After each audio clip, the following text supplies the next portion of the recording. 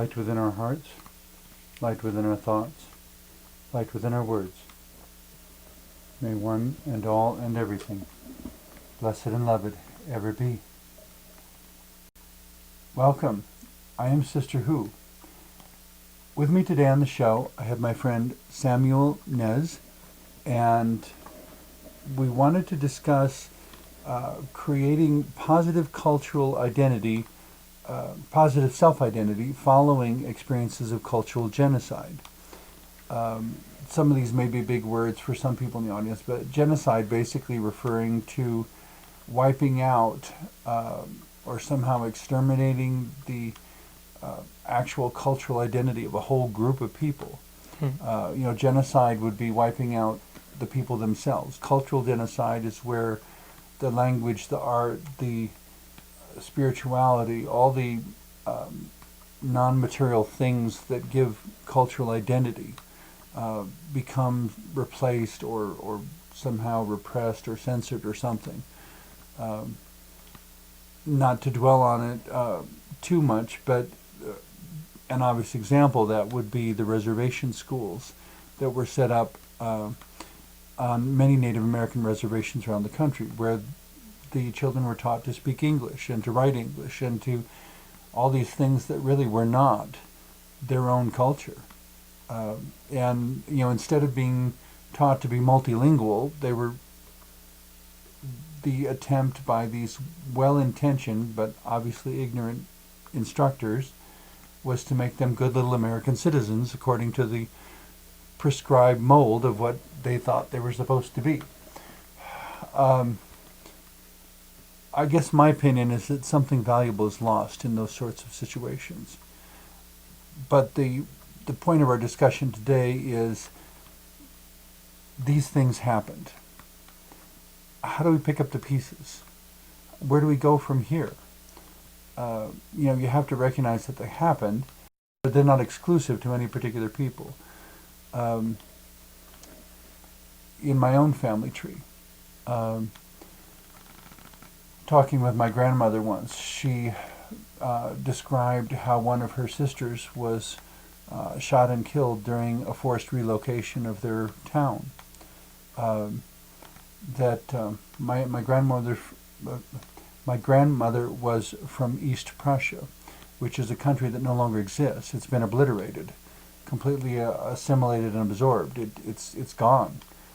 If there was a distinctive Prussian culture, it has been diffused and dispersed and woven into other stuff so much that it's not recognizable anymore. It's gone. During this time when governments in distant places decided to redraw the map, their country disappeared, and the soldiers came in to relocate them, and my grandmother's sister wouldn't quit screaming because she was so frightened by the whole exercise of suddenly having all these military people all over, and so they shot her. And similar stories have been experienced by many Native American tribes in North America. Mm-hmm. I suspect quite possibly also by indigenous and aboriginal peoples all over the world, in Australia, New Zealand, and Africa, and Asia, all over the place. A greater power coming in and deciding informing them that the map has been redrawn and you don't exist anymore. You now have to be like us, we say so, and we're stronger than you are. Somewhere after all of those hellacious things comes along the next generation or two of you and I saying, how do I figure out who I am? How do I make it something good? Well, I'm reminded of something that you had mentioned. My grandmother always would tell me the stories of when she was at the schools that they had set up in the boarding schools, and how she was forced to learn English, because English isn't her first language. Navajo is. Mm-hmm. But I'm also reminded that we did our best to keep ourselves strong and retain the knowledge that we had prior to all of that, because during those times with the schools, and they were teaching us about their culture, we would do our best to remember our culture. And another way we would do that is we would kind of mix it up and change it Okay. and to transform it into something that we would understand. So an example would be beauty pageants. Okay. That is a Western idea of such self-entertainment, I guess. I don't know how I would put that. Well, and of course, the definition of beauty changes every 20 years. Exactly, You know, but when I first saw the old black and white television series of Superman, I almost laughed and I said, "That's Superman?" Yeah, he's this middle-aged guy with a receding hairline and a little bit of a tummy, and he was not a muscular bodybuilder at all. But that was that generation's definition of what a desirable man would be, I guess. Um, no offense intended, but I found it laughable. so well, what we did too. We didn't in our culture we didn't understand their idea of beauty pageant. So what did we do? We transformed it and made it our own. And we have the Navajo Nation, Miss Navajo Nation. Okay. And to be a part of that, everything has to be traditional. You have to be able to speak the Navajo language. You have to be able to butcher a sheep. They have young women, and they have to be able to butcher a sheep and cook a full meal, all by hand, and start a fire by hand. And they have to dress in traditional clothing, wear their jewelry, and know the culture and know some of the stories. And that's how they win this pageant. So that's kind of like how What we a fascinating modification. exactly, and that's how we kind of kept our positive ideas. Is yeah, you guys can teach us that, but we're gonna kind of keep our So heads the up. areas of competition within the Miss Navajo Nation, as you call it, would be decided by the elders of the tribe? Well, As far as what was... So butchering a sheep was considered quintessentially Navajo. Weaving blankets? yeah, we like the Okay. two Great Hill style. Not everyone knows that's an acquired skill, and I'm not sure if it's a part of the pageant, but they'd have to know how to cook. They'd have to know the stories, be able to dress traditional and speak the language in all aspects, be as traditional as possible. And I just watched a documentary not too long ago about this. Okay. And, there's been struggle in recent years with being able to keep up with the culture and the traditions. I was watching some of these girls struggle with the language itself. And Is it that they don't want to learn? Or what is it that's making it more difficult? we're having a harder time keeping up the positive self-identity of our culture because of what happened.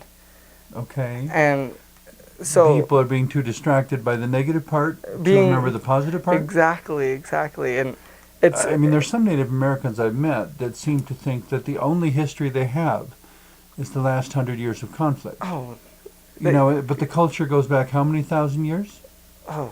more than I can count. I mean, at least 2, 3, 4,000 years. Exactly. So to say the last 100 years, I mean, that's a drop in the bucket. That's all we have. Oh, save us. No. It's... You're not saying that seriously. I'm being being sarcastic with that. Yeah. To say that's all we have it would be like saying I am only my left hand. Well, I have a right hand, I have 2 legs, I have a whole rest of my body. To use the goofy example of the Addams Family, with the creature called Thing that is a disembodied hand that runs all around and it has nothing but a hand, because that's 100% of its being. It makes no sense to think of yourself as being Thing when in fact you may be more on the scale of Lurch.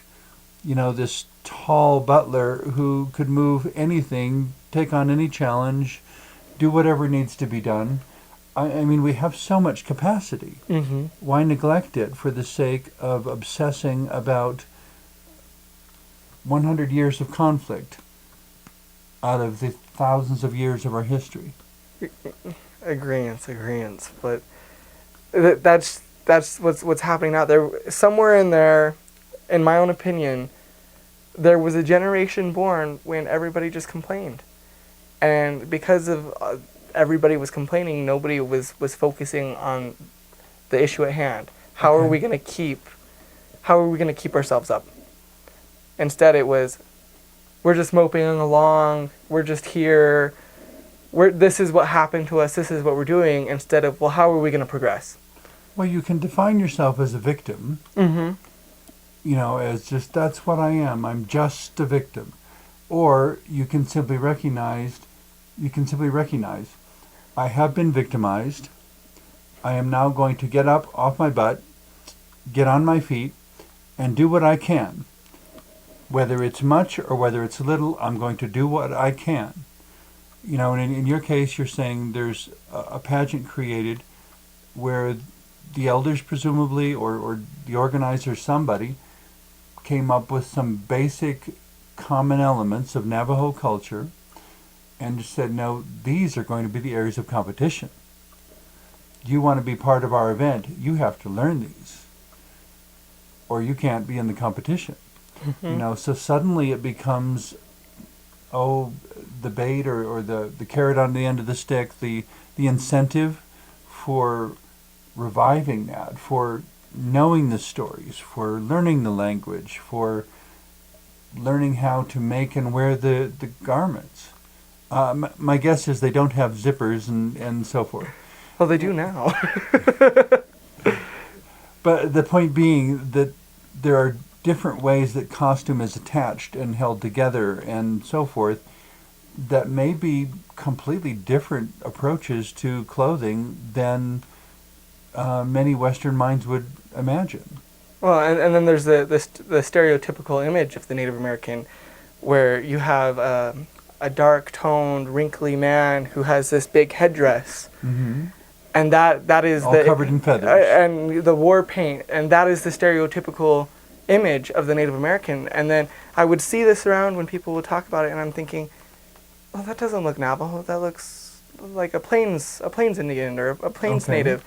So not too long ago, I was back home on the reservation, and I was with my grandmother, and we had passed a shop, and there was the stereotypical Native, a big old bronze statue back on my reservation of this. Well, not my reservation. Where did that come from? And I looked at her and I said, Grandma, Nali, I don't tend to see a lot of images of Navajos with a headdress. Why is that one there? Oh, well, we never had headdresses. Well, you didn't answer the question. Why is that there? That's what they think we are.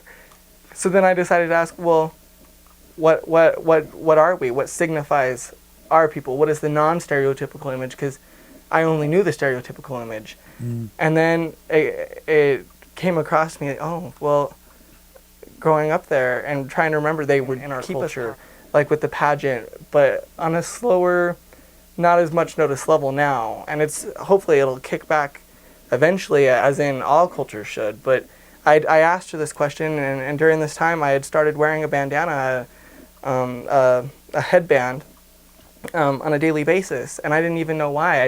I felt the need to, and I asked her. I said, "Well, it just felt right somehow." It felt right to me somehow. Okay. And she said, "Well, we didn't have headdresses," and I said, "Well, what did we have?" You don't know that? And I said, "No, what is it, Grandma?" Well, we had headbands. We wore bandanas. Well, what color? Well, the one that you're wearing right now. And I was like, oh, we did? So you intuitively guessed exactly what it was supposed to be. Because it felt right to me. As if some subconscious part of your mind remembered? Possibly. And then, well, there's always the image of the Navajo Nation, and most of the time we have a bandana on, but it never occurred to me that it could have been a subliminal idea planted from being immersed in my culture for so long that I just decided to, or it could have been, it just felt right. And ever since, I've worn it for many years now, and everybody knows they can easily pick me out in a room because I have my headband on. Mm-hmm. But I don't have a headdress. Each to their own. But this is how I personally keep up my identity after this experience, experiencing the aftermath. Because growing up on the reservation, I would see what it did, what it did to some of the people. And there's a term that I can't really think of right now about. It's a generational scarring. Generational scarring. Generational scarring. It's the scar passed down of the generations from what they had experienced beforehand. So it's a form of PTSD in a sense, that they're experiencing what their elders experienced. Post-traumatic stress disorder. Mm-hmm. Okay. They didn't experience it firsthand, but they experienced. How is that different from defining oneself as a victim? Or is it the same thing? It's the same thing. They're victimizing them. To me, in my own opinion, they're victimizing themselves. Instead of. So it's an artificial victimization. The victim's already passed. Yeah, I mean, you never were attacked, but you have the memory of the person who, or you have absorbed or you have embraced what you perceive to be the experience of the one who was attacked. You've used it to define yourself, and you have thereby limited yourself and cut yourself off from all your best qualities. Mm-hmm. So the question is, how do we get out of that? And I guess to me that it would start with, well, why don't you hear the stories first? And after you've listened to all the stories, then start learning the language. And once you understand the language and you've learned all the stories, start looking into what did they do when they weren't fighting? You know, whether it's weaving blankets or making pottery or whatever it was. There were probably more elaborate things also. You said you heard of one tribe somewhere in the Northwest that actually had developed a primitive form of hang gliding. Yeah, I can't remember the tribe, but they had a very primitive form of hang gliding. Yeah, I mean, it's amazing how many wonderful things are there that are so overlooked. Mm-hmm. But if we're so busy looking at the scar, it blinds us to everything else. You know, scars may provide a certain identification, may tell a certain part of the history, but scars cannot truly describe or embrace the totality of one's identity. And if you put all your identity into the scar, you're neglecting significant parts of your being. Seems to me. Yes. But the point of our discussion, though, is, okay, fine, horrible things have happened. During forced relocations in any country around the world, any time in history, whenever it happened, forced relocations are always a bad idea. Cultural genocide is always a bad idea. You wind up with impoverished humanity.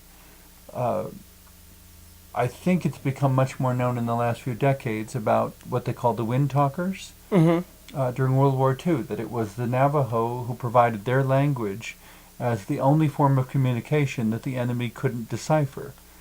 And thereby facilitated all sorts of secure communication between Allied forces. If the Navajos had been wiped out, that wouldn't have been available. You know, that was a resource that was utilized at a particular point in time, but I just cite that as one example of perhaps an infinite number of resources that could be utilized in diverse circumstances. Well, to the extent that we learn about them. Yeah. Bringing forward the that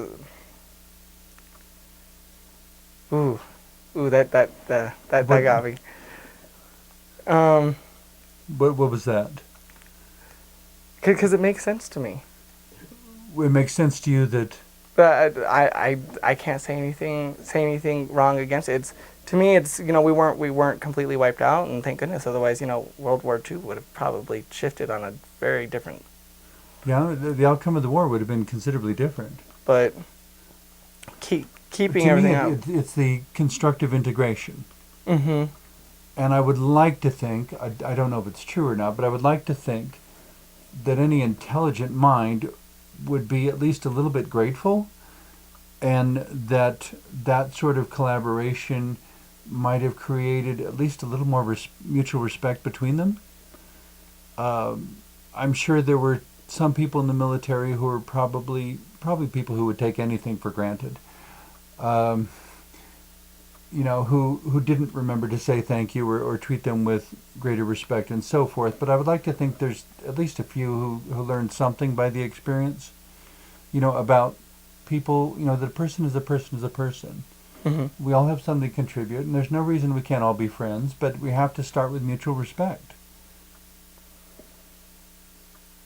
And when there has been cultural genocide, I guess, bridging, we don't have a lot of time left, but bridging to another step, that individually, we can find ways to be each other's friends. Hmm.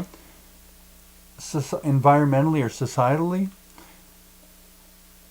you weren't there and I wasn't there for what happened in previous generations. There was nothing I could say or do that would change the outcome one way or the other. Both of us have the question in front of us of, so where do we go from here? And if ancestors made mistakes or did honorable things or whatever it was they did, in whatever conflicts those were, we still have to decide, where do we go from here? Are there some ideas for how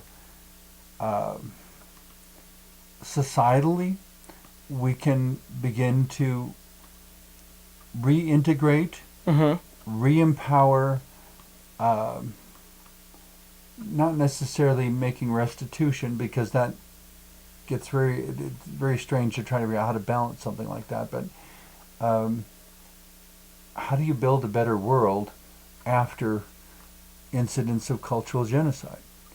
To stop being a victim. Stop victimizing yourself. For the person to stop victimizing yourself, first of all. But I would say also to strive for equal opportunity, equal possibility, equal education, equal, not that someone can't have more because this person didn't have enough, but to be sure that there's no one who's doing without. And if someone discovers or makes a remark about a cultural identity, to give them opportunities to learn. When someone says, my grandmother was Navajo, you say, oh really? Would you like to meet some more Navajo people? I know some people who live down the street from me. And to start putting the ends together. That reminds me. I was with friends, and we were outside of this building, and this woman walks out, and she seemed so familiar to me, and I just knew that she was Native, and I got this feeling I knew she was Navajo. Okay. By the way she walked, by the way she talked, by just the way she was. Okay. And I was amongst my non-Indigenous friends, and I walked up to her and I said, I feel like I know you from somewhere. Where are you from? She said, oh, you probably don't know me. I'm from the Southwest, and I am lighter in tone than most of my family down there. And I said, really? I'm from Shiprock. And she goes, really? And I was like, yeah, you're in Dene, aren't you? And we just got along so well, and all my friends were like, well, I can't do that. Why can't you? Oh, well, white people, we don't get along with one each other in that way. Like, oh, so you're white. Well, you can't. I knew that she was Native. I didn't know that she was Navajo, but that's our community, and I think when we start doing that, recognizing that I can be friends with these people and we can integrate as a whole, and you can do exactly what I just did. I would suggest, though, that there is a different understanding of community built into the Navajo mindset. And that one of the impoverishments of most Europeans is that they don't see themselves as communities anymore. That, it fascinated me to no end when I saw the movie The Singing Revolution, about the Estonian people coming together and without firing a shot, simply by their own solidarity, accomplishing their independence as a nation. That when the call came, they basically all stood up, and it was so massive that no one could tell them no. But I don't know that the majority of people in Europe, or people of European descent, or people who have descended from European immigrants and so forth, that I don't know we have that sense of community. It's like we've lost it.